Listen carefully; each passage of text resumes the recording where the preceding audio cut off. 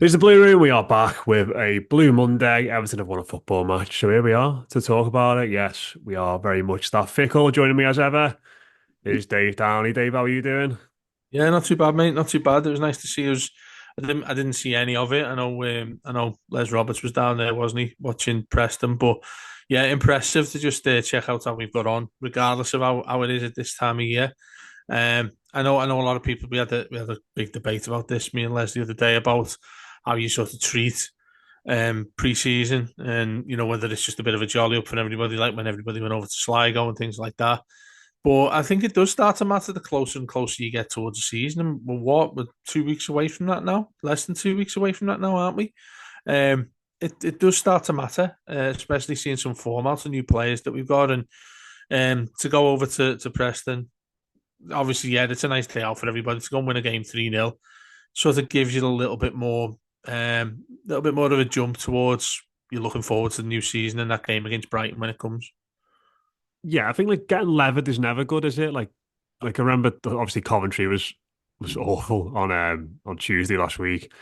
But like, do you remember the Minnesota United game when it was 4-0?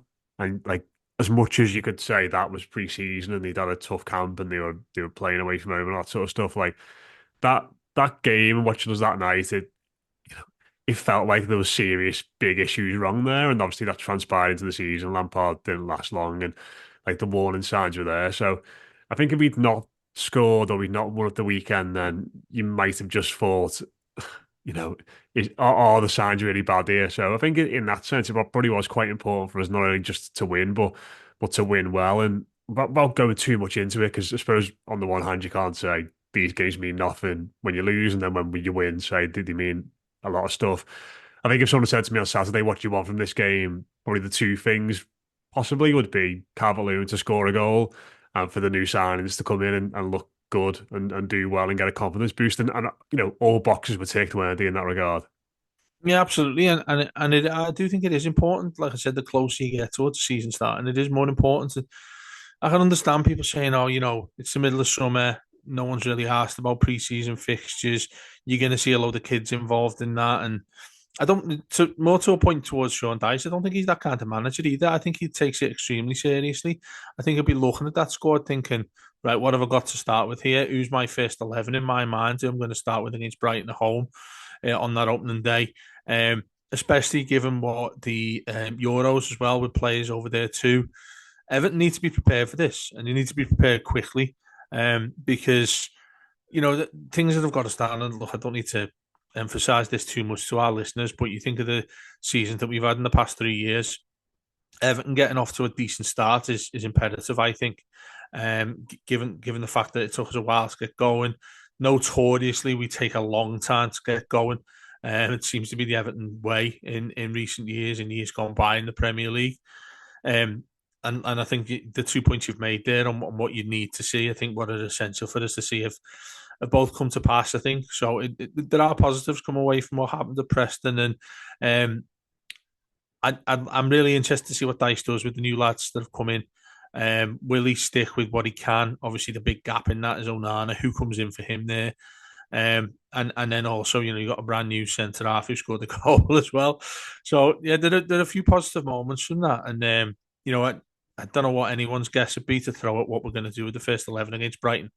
And I sort of like that idea because I think it'd be pretty difficult. And I know we're doing our predictions next week. It'd be pretty difficult to work out the 11 you think are going to start.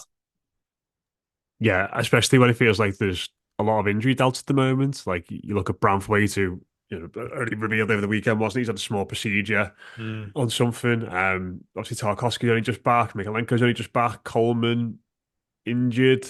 Young's been in and out, and then you go into midfield. James Garner missed the game, didn't he? Chimitti's obviously going to be out for a while as well now. So, we've barely kicked the ball in anger. We haven't kicked the ball in anger yet. It's been very friendly kicks over football, and we're already a lot of players down. But I was looking forward to this, Matt.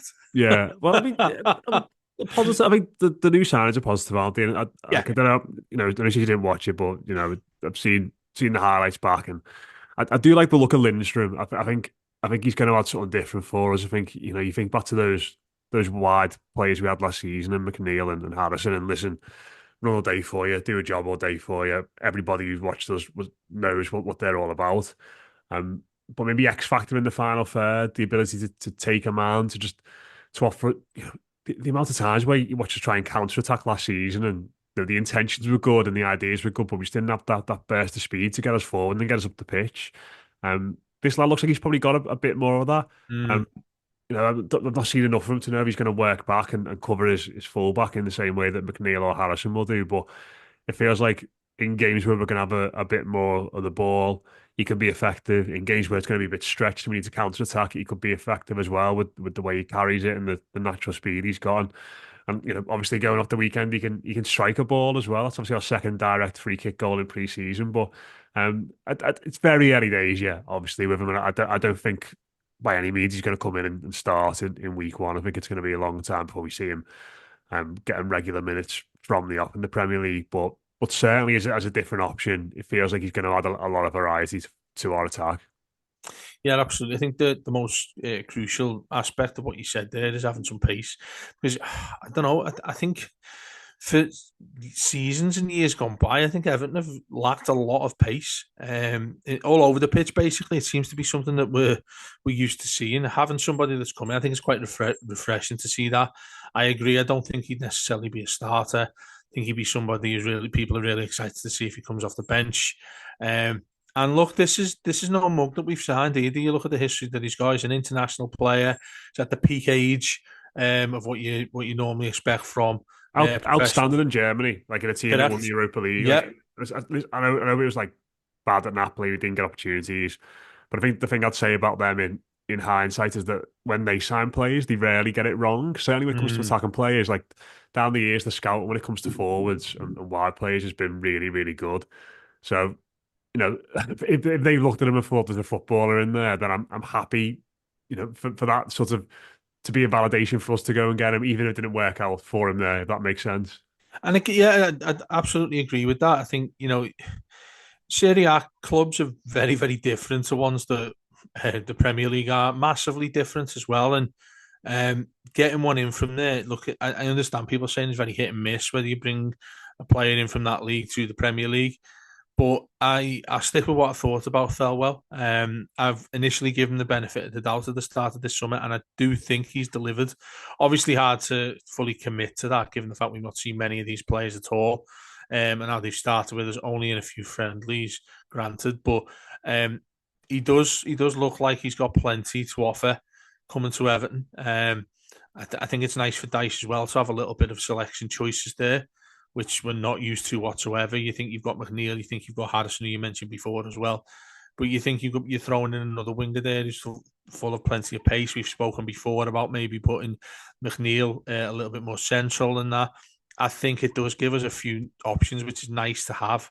And it, I think it's something that Sean Dyche have been crying out for since becoming the Everton manager, because I think he's entitled now to have a time as manager of our club where he can take a step forward. I'm not saying that that's going to be, easily going to not being in a relegation fight, because let's face it, that we've hoped that was the feeling the last 3 years, but it's as it's come to pass, it wasn't really, and we're lucky to still be in the Premier League in many aspects of it. But with Dyche himself as a manager at Everton, he's had very, very little work very few players to work with, very few times where he's been able to say, do you know what, I'll try this a little bit. Maybe I'll look at putting a player in there, change something. It's been from time since he started at Everton, it's been rigid. It's had to be rigid for him. The fact you've got a couple in there, including this lad as well, he's the typical type of player that I think excites many fans, just given his position and given the fact that he's a bit of a whippet as well. It's a kind of thing that I think I always associate with, like, younger fans love that sort of idea. I don't want to mention his name, who's my favourite player, because I don't want to for 1 second compare him to the lad we had there. No, I adore, as most of our listeners would know. Well, there's But been loads of Morales comparisons, hasn't there? Like in the way that he's such yeah, an upright runner, like he does that lot, like chop inside quite a lot, doesn't he? And sort of likes to get into those positions by the looks of it. yeah, I can actually strike a ball as well. Yeah, I mean, I Yeah. can see that comparison straight away. Really, look, he's I'd like to get behind the mentality of these players that come in, particularly him. When you get him coming from such a big club from Italy, he's coming in. You think, go back to something you said so many times ago when you said there's a reason players are at Everton, and you said that quite in a negative way regarding the players that we got in, like Luca Dean. But look what happened to them is sort of what I'm getting at. They ended up becoming real assets for us, and I think he's in that sort of market for me. Somebody who wants to come and prove themselves, where he hasn't hit it at a place where, when you think about when he got a move to Napoli, he'd have been like, this is where I'm hitting the big time here. I'm hitting title challenges in Serie A. I'm an international footballer now. I'm at the right stage of my career to be able to really kick on. Hasn't been able to do that. So you would think now coming over to us, he has a hell of a lot to prove. Everton, in many ways, are the perfect club for him to come to, given the situations we've had, where we need somebody to really step forward, and particularly in an attacking context, somebody who's able to provide assists and score goals. And like this might not mean anything, but he seems so happy to be here. Like, Yeah. on like his interview, like on the photos he's done. Like, listen, I know first day new club, there's always a bit of that.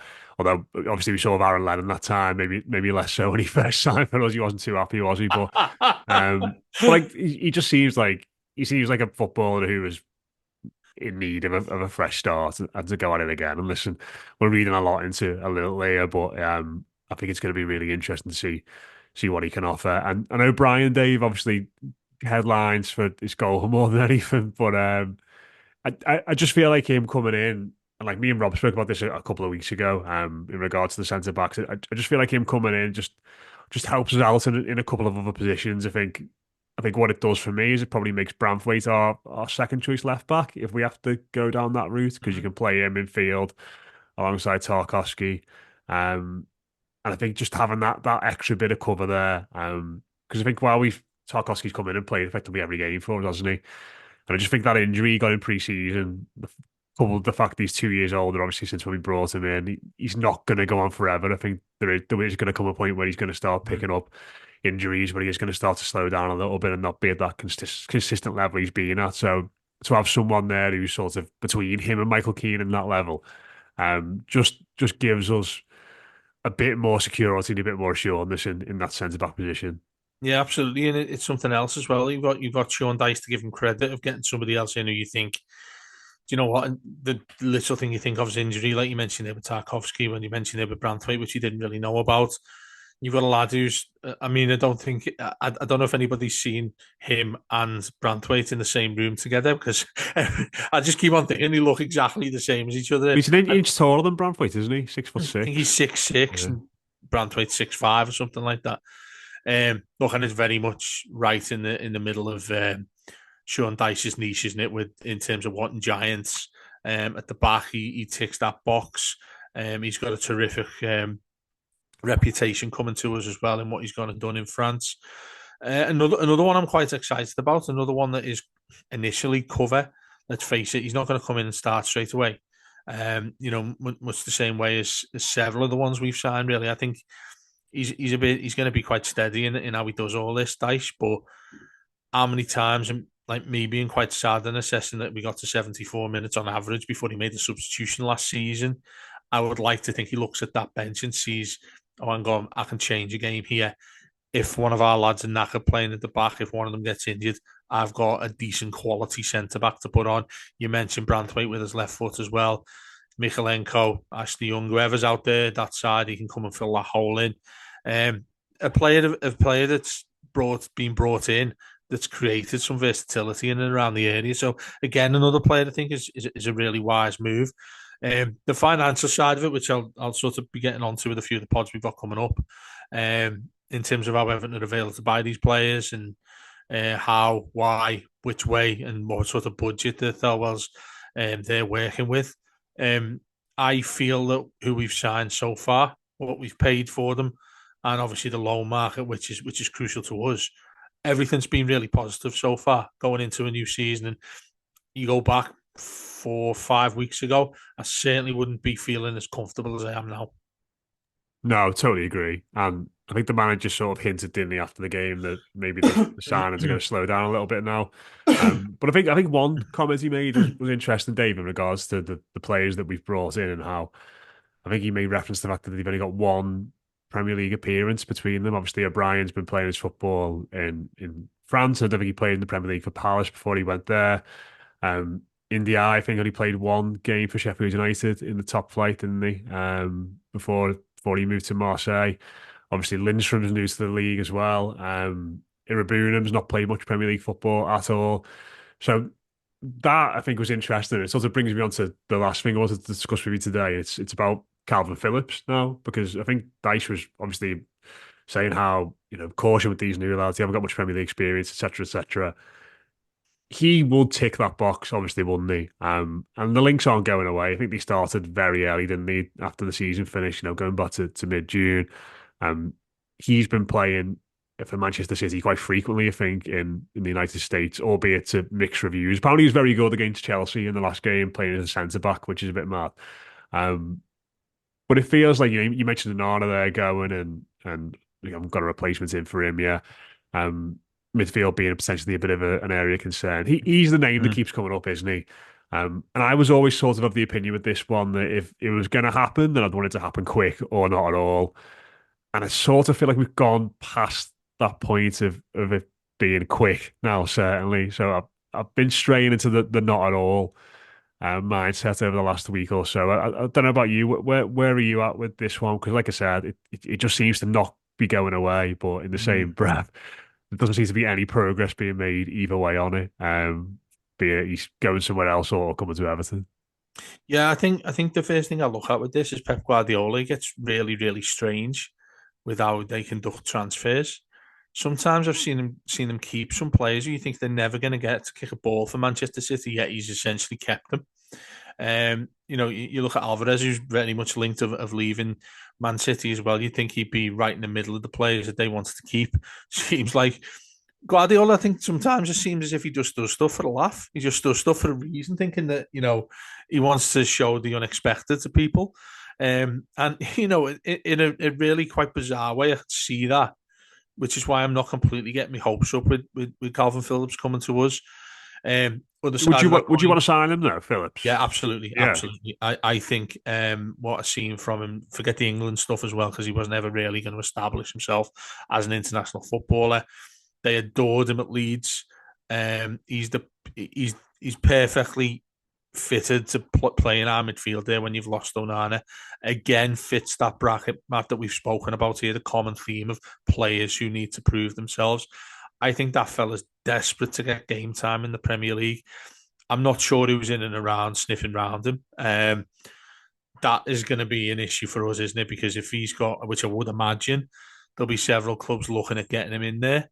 Um, you know, where I do lack a little bit of confidence of getting him in is the fact that we wouldn't be at the top of his list if there are others in the Premier League trying to get him in. If No, there's an assumption, I think that spell at West Ham has really damaged his reputation. Like yeah, it feels like, say if he just sat on the bench for City for the rest of the season and not kicked the football at all, then there would have been more clubs after him. But I think the way, like how badly that went, like getting sent mm. off, scoring own goals, like telling the fans to f off on the while Oh, he was did getting he? on the bus. Did you not see that clip of him getting on the bus and sticking two fingers up to the West Ham fans as he was getting loads of grief off them?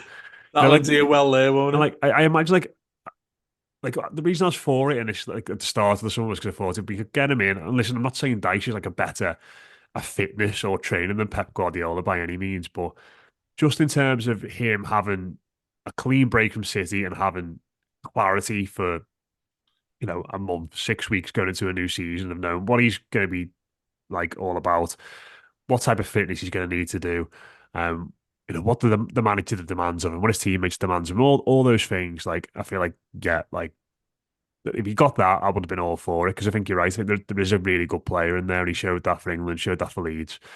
Um, but I think like all the things like we're going to be saying now if this goes through. So like thinking about like his fitness and Dyche and how he suits the team and all that kind of stuff.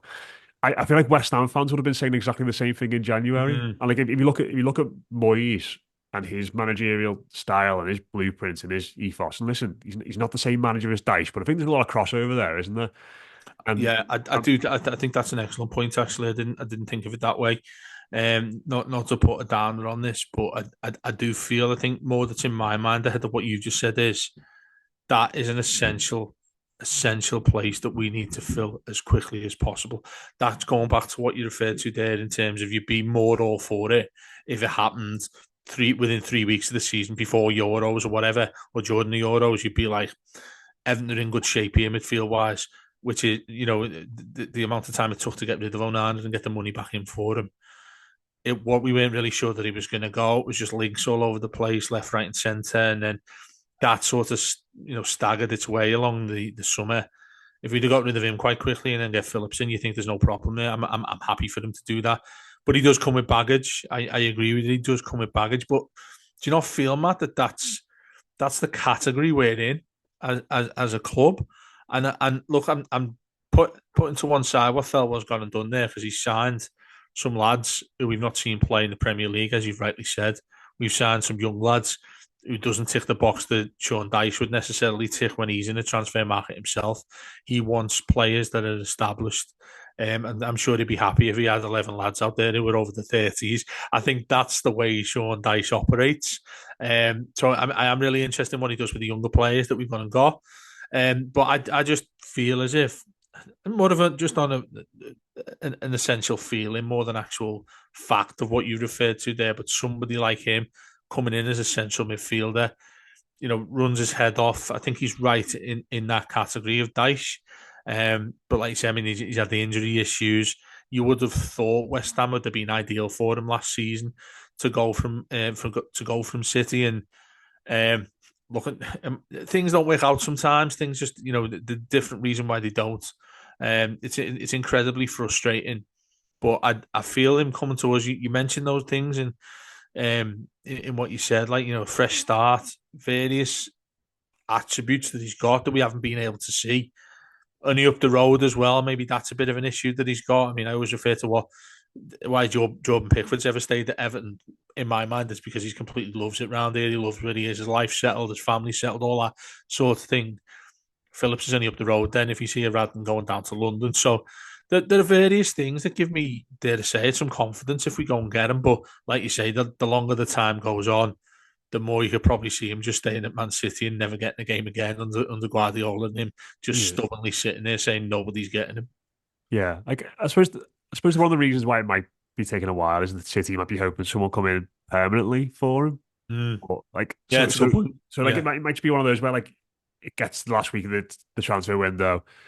No one's come in to bid any real money for him, and then they try and figure out how he's going to get these wages off the books between now and the end of the season, which financially makes sense for us, I suppose, in the sense that we probably can't afford to pay any kind of asking price, and we wouldn't have to be paying his wages for the summer, and he could just come in Mm. closer. Which I suppose like this all feeds back into like that the overarching thing of financially we are still not in a great place, isn't it? And like as a result, we may have to compensate on players that we might want because we don't want to pay the wages for an extra Mm. 2 months, or we can't afford to pay that transfer fee. So I suppose it all feeds in, but um, he feels like the main name that's not going away, and Mm. it's.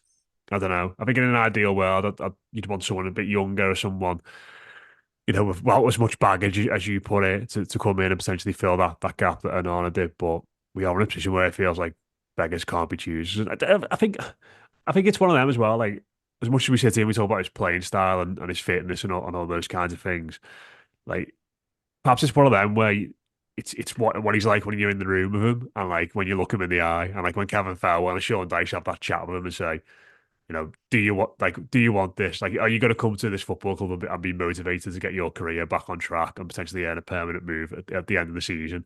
And if he's convincing, like, and you get that desire and you get that desperation from him, and then you go ahead with it. Whereas maybe the Mm. fire has gone from behind his eyes a little bit. He has been to the top of the mountain. I think he was named England's Player of the Year, wasn't he, in 2020, something like that. Yeah, that's right. Yeah. He's had the big move. It's not worked. He's had the loan to a team in European football. It's not worked. It's like I think going back to what you said there about when I used to say there's a reason why players end up at Everton in a negative sense. This has got a few of those hallmarks, if you Yeah, get what I mean. yeah, It's yeah. not a Lindstrom who's young and still got a lot of time ahead of him. Who's it's not like India who's had that big move and it's not paid off and is at the end of his career. He's still they're still they're 23, 24 years old. Those lads they can still scale those heights again if they come to Everton and Mm. do well. Phillips, I don't know. It feels like one of them where he has He's gone reached past it. You mean? he's reached the top of the mountain now. Is it going to get better for him than getting a move to Manchester City and being England's best player over the course of a calendar year? Probably not. Mm. You'd say it's Yeah, difficult. I can see your point. I think whilst I disagree, that I see those various facets of what you've spoken about there. I think are really interesting. What's his motivation? You know, financially not going to be an issue. That sort of thing. Everton as well. What does he see about Everton? What does he see in Everton coming to us? Are we the one that's going to ignite the career he's had? And I like what you said there in terms of Dyche and Thelwell getting him in the room, almost like a job interview. I like that aspect of it. I'd like to think that was a way in which Well, that they that's a think. big part of it, isn't it? Like you Of want, course, it is. It in terms of like massively is, and forming the culture of the squad. Like yeah, you and want, essentially you with know. Sean Dyche, that is a massive part of what Sean Dyche is. I think is certainly how I think of him as a manager. I think that's a huge part Well, of sorry what. to interrupt you again, Dave, but like Yeah, look at Dan Zuma last year, and like it felt like it just wasn't a match, was it? Like personality wise, beliefs about football wise, work ethic, and like because he didn't fit culturally in that sense, he didn't fit in terms of on the pitch, and you mm-hmm. saw that ultimately in how many appearances he made. Yeah. Well, that's it, and that sort of emphasizes what I'm saying there about how it's an essential part of what Sean Dyche does. He's not to be reckoned with, is he?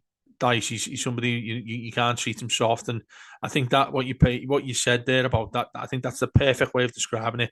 Looking at him in the eye and saying, "Look, mate, are you coming here? Are you going to be legitimately looking at reigniting your career and helping us do what we need to do?" Because again, we're going into a season there where we still need to establish us as a Premier League football club. As positive as have been of the signings we've already got, there's still many of them that need to be proven. Um, and that's why I can see what you as much as I've disagreed in the aspects of I'd go and get Phillips right away if we possibly could. What you've said in the various sort of there are little holes in his career that you do need to establish why they've happened. I think him going to City, nobody's going to turn that down. Him going to City, quite clear, must have a certain amount or a big amount of confidence in himself and an attitude in which he thought, yeah, I can go to City, be one of their first 11 automatic defensive midfield player for Pep Guardiola. I appreciate that. It's it's what he's got inside him now that it's not worked out there. What's the motivation he's got to succeed elsewhere? Does he feel that's a question Dice should go in and ask him? I think. Do you feel like you've got to prove yourself as a professional footballer more so than some fella who's been to Man City, as a few have. There's a lot of players with a career who've been to clubs like that, who've been to Man United, who've been to the big boys like Chelsea, and come away from it with a few million quid, but not being asked that they played crap. I'd like to hope that he's got some feeling and some a bit of um, something, a bit of fire in his belly that he wants to come and improve what he's been and what he's considered. Lest we forget, I think Leeds would have him back in a heartbeat as well. Same Wages way and as this around. Harrison, had he not come back up as well? So Yeah. it's going to be interesting if we go and get him. But like you said, I think the sooner the better if it's going to go and happen. Yeah, that one feels like it's not going anywhere. So I'm sure we'll talk about it again when it does or doesn't happen. There's But going to be a proper transfer deadline day. I just got that feeling it's going to be a big day yeah, for us. Win or lose with it and all that. And I we've hate the signed, thought of that. signed five players, haven't we? Like that before this window, like that was beyond my expectations in Does terms that of fill like. you with confidence though in regards to who the players are? I think I like all of them to an extent. Yeah, I'm not seeing loads of Irabunum to be honest. Like, and he's looked tired, hasn't he, so far? And it looks like Mm, with the injuries we've got, he's going to be starting the season, so that's going to be really big for him. But yeah. like they all sort of make sense. Like two versatile forwards we needed. We needed another centre back. just think it's full. I'm very worried about right back. Like I spoke about it a lot on the shares last week, but like if someone said to me now who's going to start that first weekend of the season at right back, not through a player who I'd pick or who necessarily want there, but it's probably going to be Ashley Young.